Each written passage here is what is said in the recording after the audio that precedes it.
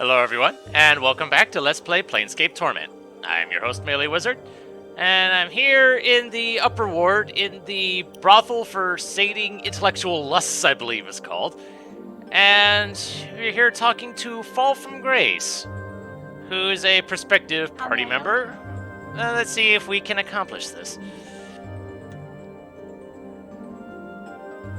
Though I'm not going to go straight into that. I just want to find out more about you. The wings on your back. What are you? Of course, Anna has to chime in. She's one of the fiends, one of the succubi. She'll take your measure, then she'll take your soul to the lower planes, so she will. Your companion is correct. I am a lesser Tanari, more specifically a succubus. She gives a soft sigh. I'm afraid we're a little too common in the lower planes and elsewhere for our own good. Most of my race spend their time seducing mortals with various pleasures of the flesh. And you? Updated my journal. I'd like to think that I have distanced myself from that. It is ultimately a trivial and non-productive way for one to spend one's time here in the multiverse. There is much more to life, wouldn't you agree? So she's a succubus, but she doesn't do normal succubus things. Quite interesting.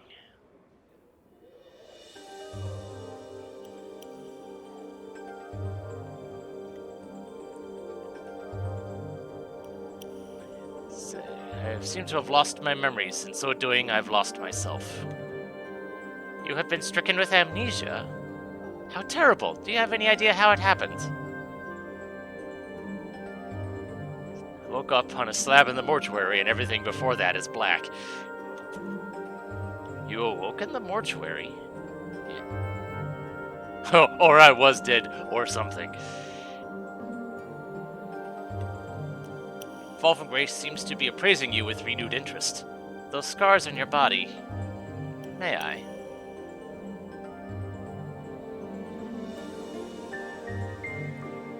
A Fall from Grace drags her finger across your chest lightly, tracing the edges of your scars and following the curves where they blend into some of your tattoos.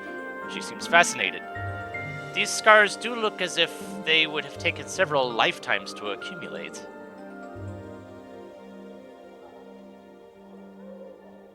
Some of those wounds would have been fatal to a normal man. What do you intend to do now?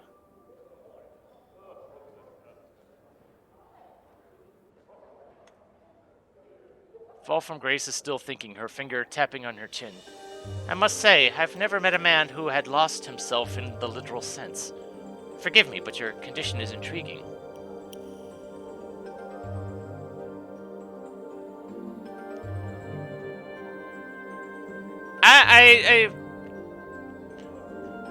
Goodness knows I'm sometimes prone to the snarky responses. I'm not sure if now's the time.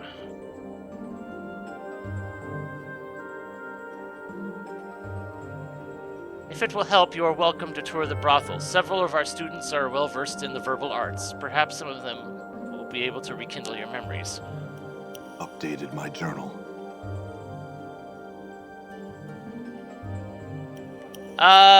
What do you know about Revel? I am familiar with the name. Rumors cluster thickly about that name, and most tend to discount her as myth. But I suspect that she did exist, and that she made quite the impression in the cage during her stay here. Why do you ask? Truly, I find myself compelled to ask why.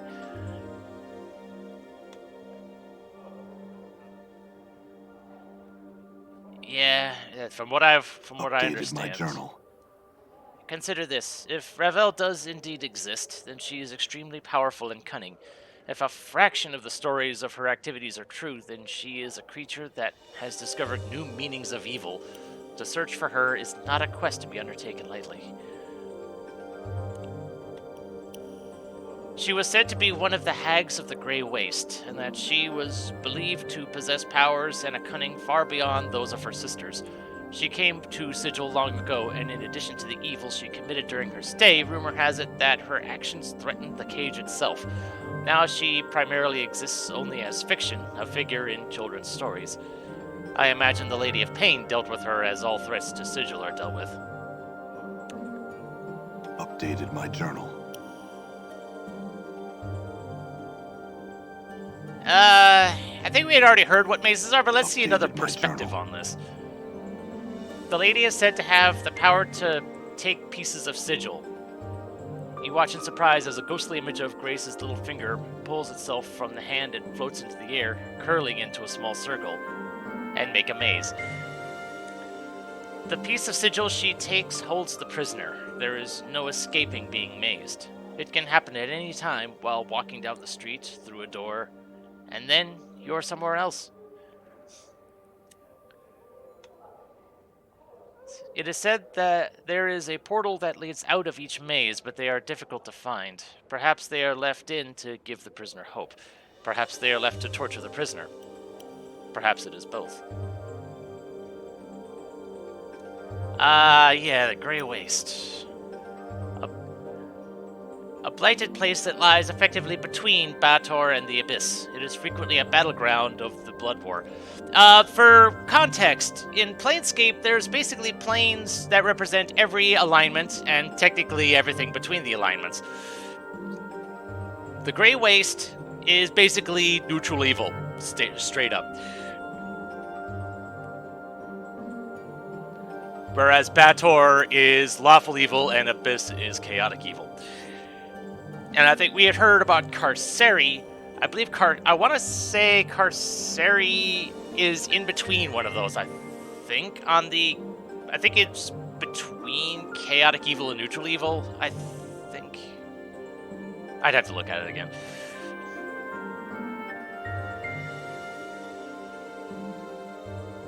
Yeah, and I'm on my way there eventually. Updated my journal. Alright. No sense of putting it off any longer. Anna stiffens and starts muttering under her breath. Who's to say she'll be coming with us? We didn't need the likes of her, so we don't. Says you. Travel with you? That's...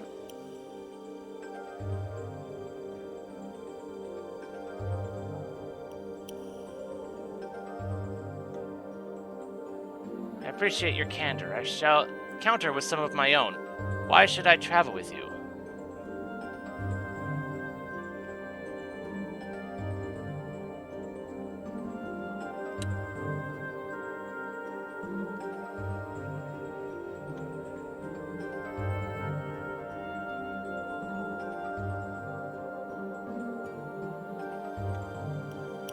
Oh, I would be extremely interested. Such a suggestion is intriguing, make no mistake about that. If you wish me to, then there is something you must do for me. I had a feeling.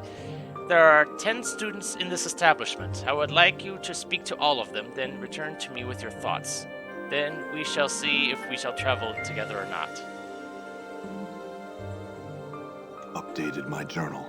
Okay, I had a feeling there was going to be a quest involved.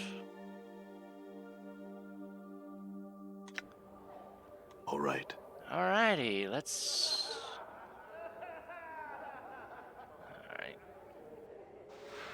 Alright. Finam's book. I'm not gonna steal from this place. At least not right now. Right. The dark-haired young woman is staring listlessly off into space, sighing miserably and occasionally picking at the seams of her green velvet gown. It's difficult to discern whether she's depressed or simply bored.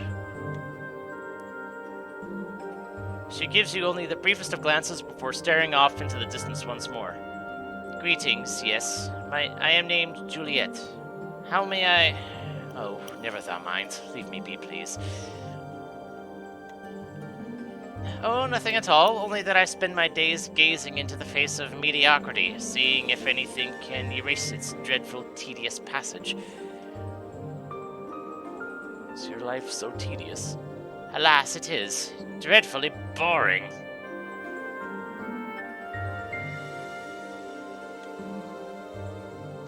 Doubtful at best. I am already with a man, sir, and I do love him dearly. 'Tis just that I wish something more of our liaison.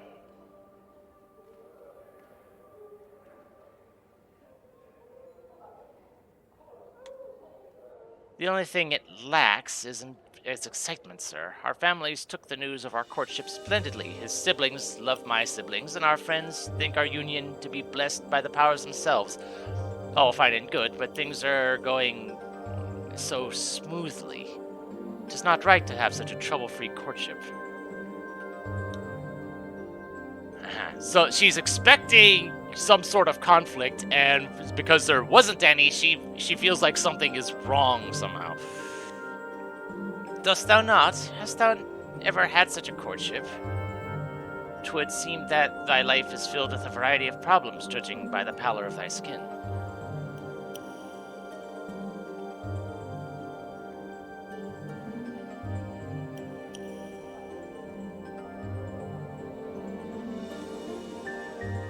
Tis just that all my friends have such interesting relationships, ones fraught with turmoil, feuding families, daggers at one another's backs, poison, mad siblings, and irate fathers with large swords. I have a lover whose family loves me and whom the world loves. A great source of annoyance. How I wish I could formulate some way to spice things up.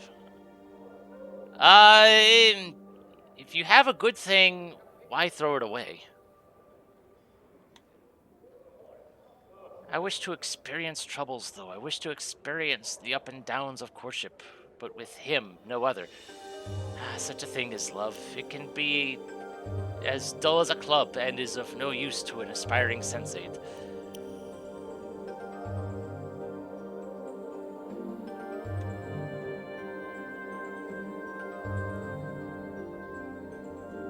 Updated my journal. Oh, I was not truly listening, my apologies, but certainly thou hast not come simply to deliver a litany of questions on my life of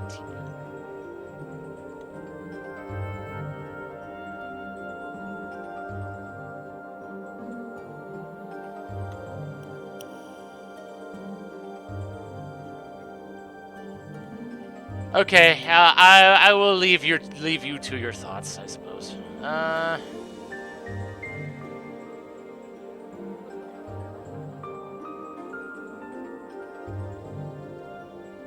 Are you a Your clothes appear to be spun of silver thread, and a small phial dangles from her necklace. She is perfumed with an exotic, erotic scent that seems to draw you towards her.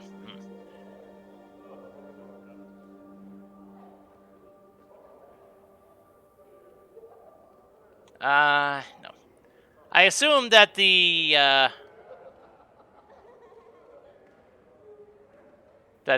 10 students are in here. Nenny Nine Eyes. Alright.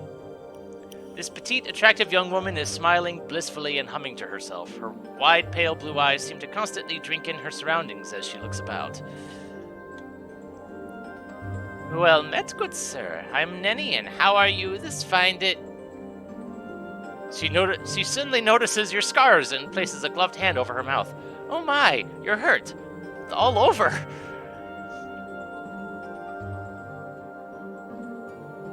So I am at full health, so...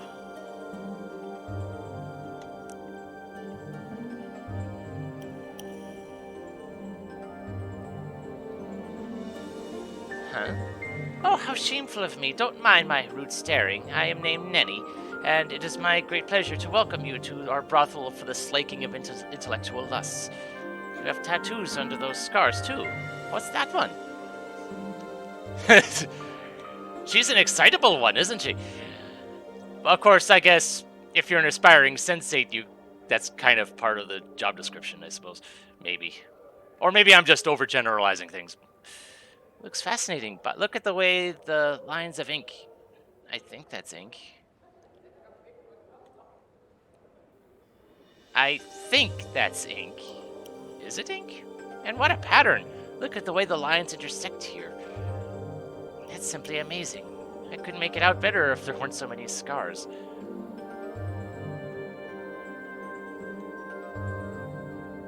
Oh, I'm sorry. Pox on me for even mentioning them.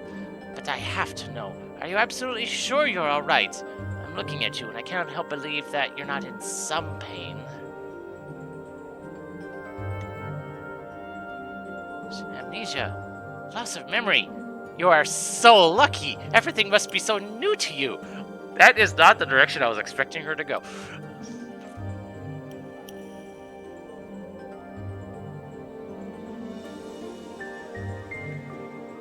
Though, yeah. I'm so pleased I could open your mind to that idea. I've heard that's what being a sensate is all about, bringing new experiences to others. Sensates, oh, they are so dreamy. They believe that you achieve understanding only through experiencing as much of the multiverse as possible.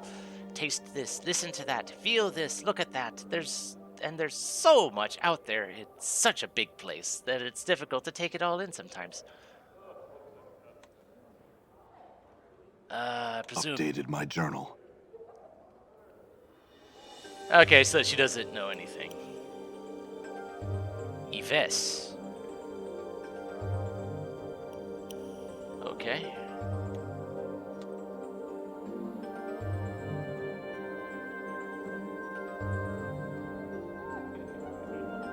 Echo. Okay. This striking young woman has skin the color of burnished copper. A translucent white dress held precariously by golden clasps is draped carefully over her shapely form. You know, for even considering what this brothel is for, it still seems notably staffed with beautiful women.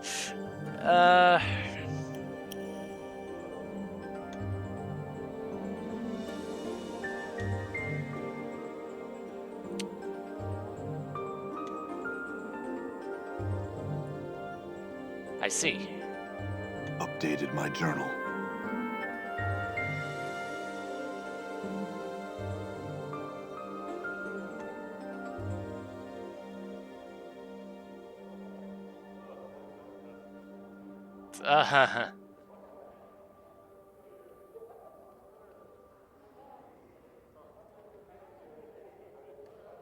Updated my journal.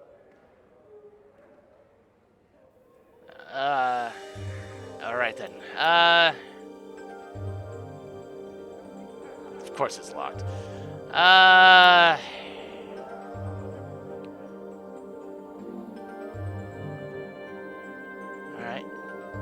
Nobody in this one.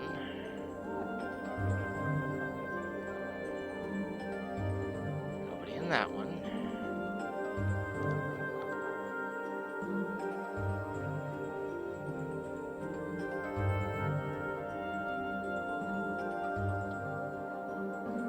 So, is Vivian just not here right now? Or... I mean, I'm not surprised. I wasn't actually planning on taking anything, but, you know, at least seeing what's there. This, hint of where Vivian might actually be.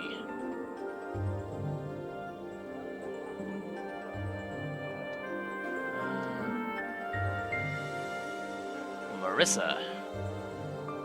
Squinting at the figure behind the partition, you can barely make out a shapely female form in the darkness. She turns to you, but you can see nothing of her face. The figure answers in a voice that is slow and deadly, like a steel dagger drawn across stone. Yes? Come to speak with Marissa, have you? Quite rude of you to enter a darkened room, storming behind my partition like so. Rude and foolhardy. You can hear a faint whispering sound like a slight breeze, or the hissing of serpents. The one gives a slight humph. But it would seem there is someone in this room, wouldn't it? Shall you be on your way then?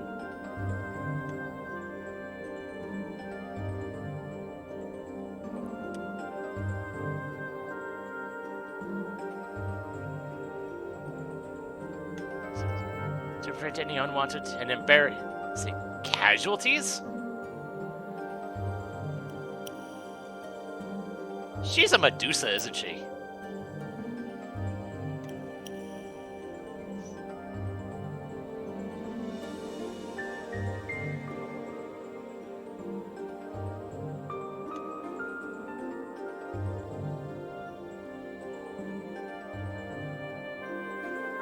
So what do you look like? The darkness hides us both. Let's make it a game. I'm frightfully bored. Let me guess. Are you a human male? Yes. And are you wounded in the throat?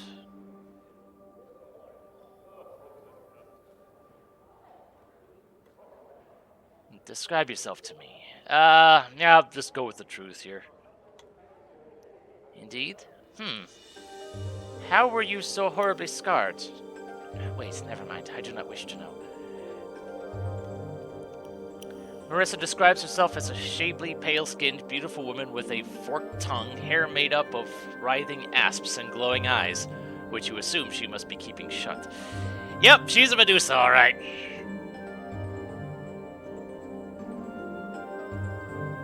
Updated my journal. Marissa laughs lightly, the sound accompanied by a slight hissing. No, hardly, though I've powers some might call fiendish. My glance turns living things to stone, for instance, from beings of flesh to statuary with the bat of an eyelash.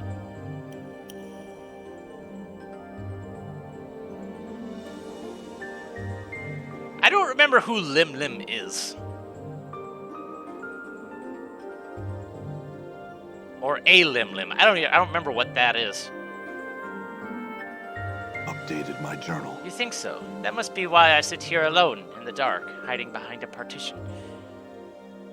Though you can't see Marissa, you're certain she's sneering, then suddenly sighs. If only I knew where my crimson veil had gone. Have you seen it, perchance? Not offhand. No, not quite. It aids me in communication. Face-to-face communication, that is.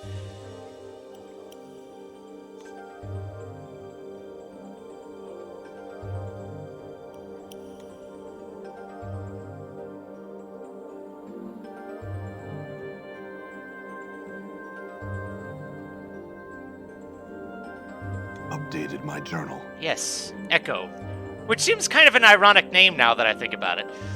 I knew another Echo once, though her name was written differently.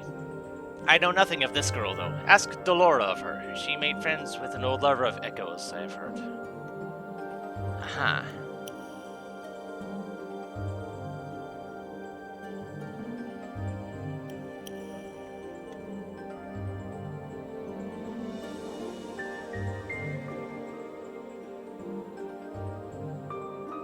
Of course, you're not gonna...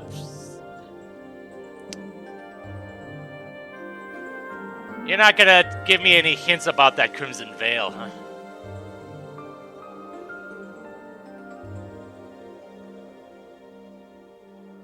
Ah, right, Yves. Alright. So...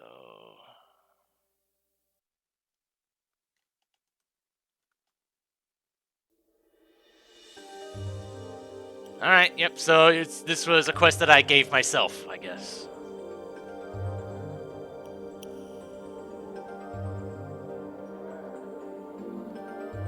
Kasai Saris. This alarmingly voluptuous woman has a thick mane of wavy, raven-colored hair, bluish skin, and shimmering crimson eyes, like rubies, which have fires lit behind them. Though she is not beautiful in the typical sense of the word, her features are exotic and not altogether unattractive. And my greetings to you, sir. I am Kasai Saris, so tell me, what might I do for you, What do you usually do for patrons? Talk, of course. Usually about dreams, often those erotic in nature, but not always. So, would you like to tell me yours? Don't be shy, I've heard everything, you know. Nothing will shock or surprise me, and I so love to hear people's dreams. We can trade if you like, too, but you must go first.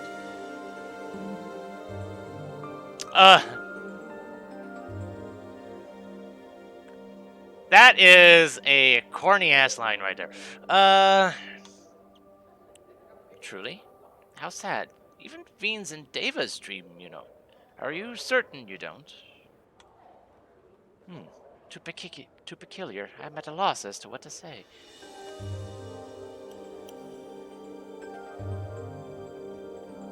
Updated my journal. No, I haven't seen it since the last time she wore it out, but Nenny might have seen something, so try asking her.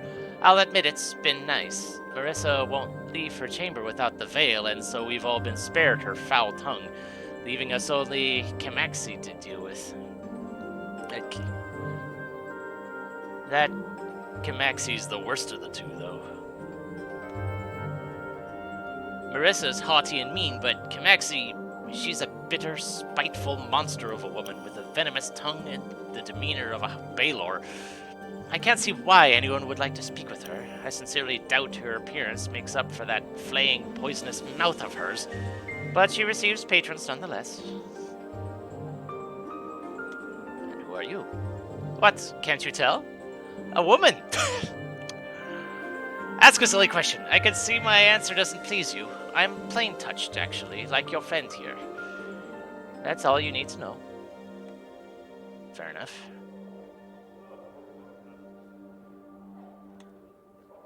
Yes, that's Echo. She's very sweet, but so quiet. I understand that she said something once which caused some great tragedy, and because of that she'll never speak again. An interesting enough story, but I don't know if it's true. Try asking Dolora. I've seen her talking to an ex-lover of Echo back from the time when Echo was speaking. Alright, I'll get back to Nene later.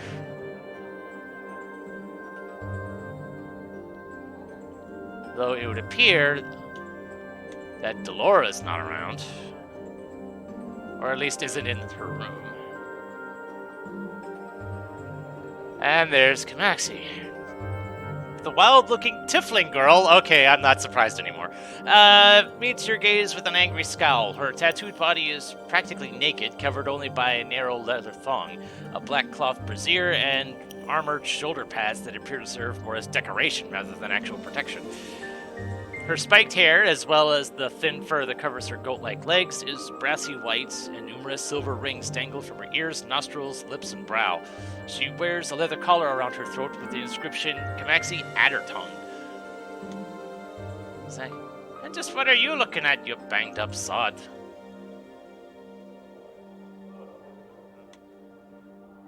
And what makes you think I care? And why don't you... Oh, okay.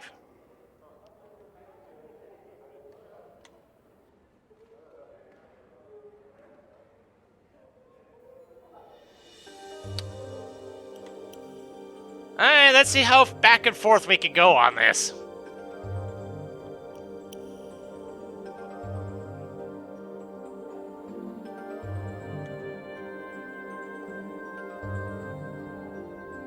Camaxi looks at a loss for something to say. For an instant, a smile threatens to crack her grimacing mask of her face. Then she becomes more of a basilisk than ever.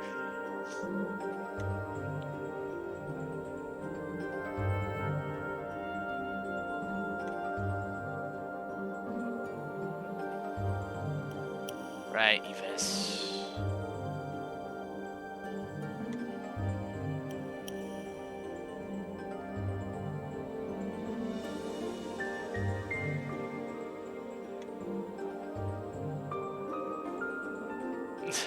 Alright.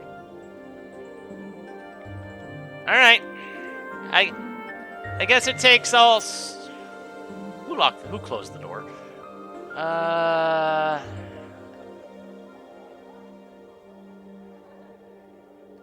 Yves. This fetching young woman has a faraway look in her soft sea-green eyes. Greetings, I am Yves, the tail chaser. Have you come to trade tales?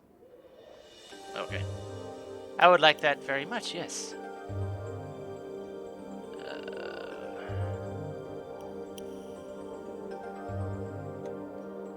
Yves leans forward as you tell the tale of your waking in the Dustman's mortuary. She seems to devour your every word. As you finish, she smiles at you. I shall remember this tale. I, too, will tell a tale of the Dustman. Chapters of Dust. I'm getting experience for this! Woo! There are chapters in the Dead Book, the massive tome which the Dustmen keep that records the passing of all that lives into the eternal boundary.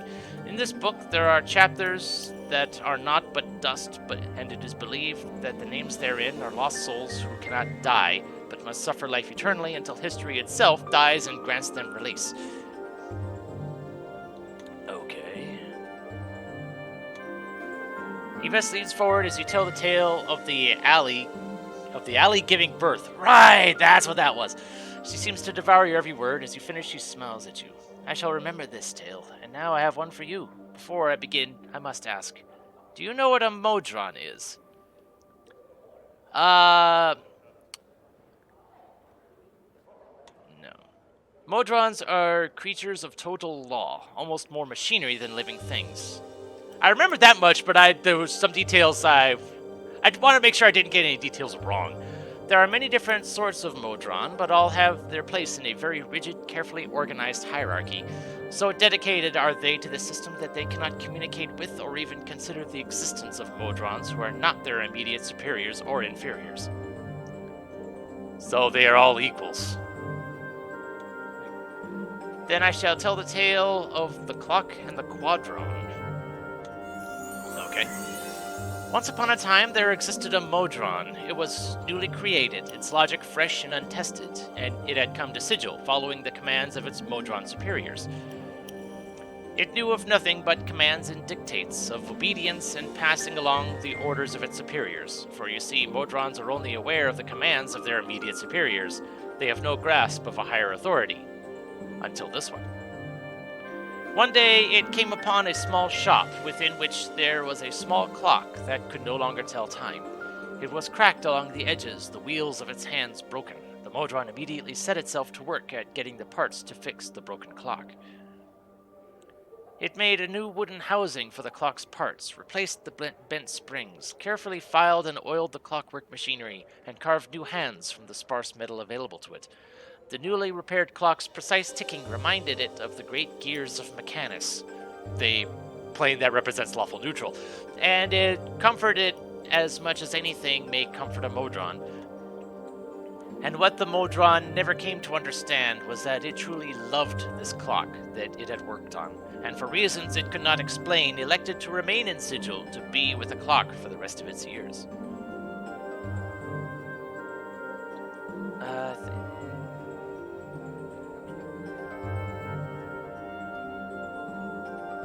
Why are you the tail chaser? Once upon a time, a girl came to an oracle who was rumored to know many things and asked of it a boon. Her life was in need of direction, so she asked this oracle as to what would give her purpose. Now, the oracle was not evil, but it was vague and tended towards drink, which caused it to be obscure in many matters of judgment and focus. Its only answer to the girl's question was that within one story that she would hear in her lifetime was the truth that she sought. The girl went off and collected stories, which she chases to this day, not knowing which of the thousands hold the truth. Such is the danger of a foolish question and the wisdom of an unspoken one. Cool. Right, I was told you had information about Revel. The tale of Revel Puzzlewell, frightener of children, begins and ends with a question. What can change the nature of a man? Many were the times she posed this riddle to those who approached her, those who sought to glean from her the strange magics that she alone seemed to possess. All attempted to answer her query, but to no avail, and they found the price of their wrong answer to be some horrible fate, always more terrible than the last victim's. To recount their various torments would be to speak of things that nightmares are woven from. The tale strikes me in this way. Revel herself knew not the answer to this question, but she lusted for such an answer. Only the why of the matter remained in question. Why did the nature of a man matter to one of the Grey Sisters, especially to one of such power as Revel? It is said that she put the question to the Lady of Pain, not directly, but shouted it to Sigil itself, daring for the lady to answer. When no reply was forthcoming, she wove terrible magics that threatened to open the cage and let the fury of the plains roll in like a wave. She received no answer other than banishment. To this day, no one knows the answer to Ravel's question, and now there is no one to petition, for Ravel herself is gone, lost to the plains. Updated my journal. Wait, there is more. Though my tale ends with Ravel's demise, there are some that claim the hag still lives. There is a silent prostitute here who once talked of such things, but she speaks no longer. If she would speak to you, she might tell you more of Ravel. And you're gonna send me to Delora, yeah.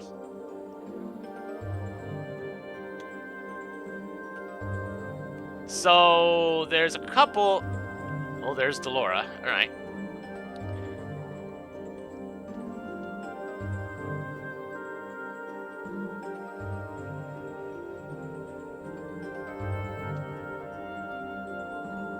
That's Delora's chambers. So I've at least seen 9. As I haven't actually seen Juliet. No, I have seen Juliet. It was.